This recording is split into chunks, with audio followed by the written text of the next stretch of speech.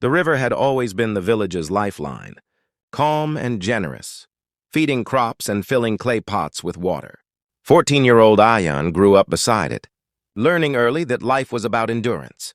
His father had died years ago, leaving Ayan and his mother to survive on little more than hope and hard work. Every morning, Ayan helped in the fields, fetched water, and did small jobs for neighbors. He owned almost nothing, yet his mother often said his heart was bigger than the river itself. That night, the sky darkened without warning.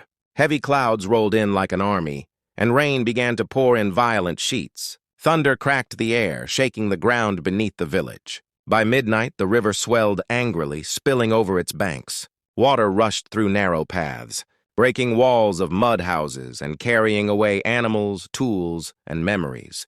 Villagers screamed, grabbing children and elders, running toward higher ground in blind panic. Ayan was helping his mother climb toward safety when he heard something. Strange beneath the roar of rain, a weak, desperate cry. It wasn't from the village. It came from the direction of the old bridge, a place everyone avoided during storms. People shouted at him to keep moving, but Ayan froze. The cry came again, thinner this time, as if the water itself was swallowing it. He looked at his mother. She saw the fear in his eyes, but also something stronger. Without a word, she nodded. Ayan grabbed a rope from a broken cart and tied it tightly around his waist. The rain stung his skin as he ran toward the sound. The floodwater reached his chest, pushing him back with terrifying force. Every step felt like a battle, but he kept going, his heart pounding louder than the storm.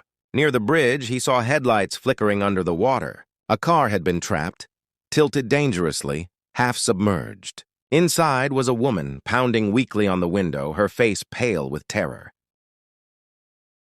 Ayan shouted to her, though he wasn't sure she could hear him. He picked up a heavy stone and smashed the window. Glass shattered, cutting his hands, but he ignored the pain. The current pulled at the car, threatening to drag it away. Ayan reached in, grabbed the woman's arm, and pulled with all the strength his small body could summon. The woman was barely conscious. Her clothes were soaked, her body heavy with exhaustion and fear. The car shifted suddenly, sinking lower. With a final desperate effort, Ayan dragged her free. He wrapped the rope around her and held her close, struggling to keep his footing. The water tried to tear them apart, but Ayan screamed for help. Villagers on higher ground saw them and pulled the rope together, inch by inch, until both were dragged to safety. Ayan collapsed on the ground, shivering violently. His hands were bleeding, his body trembling, but he was alive. The woman lay beside him, coughing and gasping for breath. When she finally looked at him, tears streamed down her face. She held his injured hands and whispered thank you again and again. Ayan said nothing. To him, she was just someone who needed help.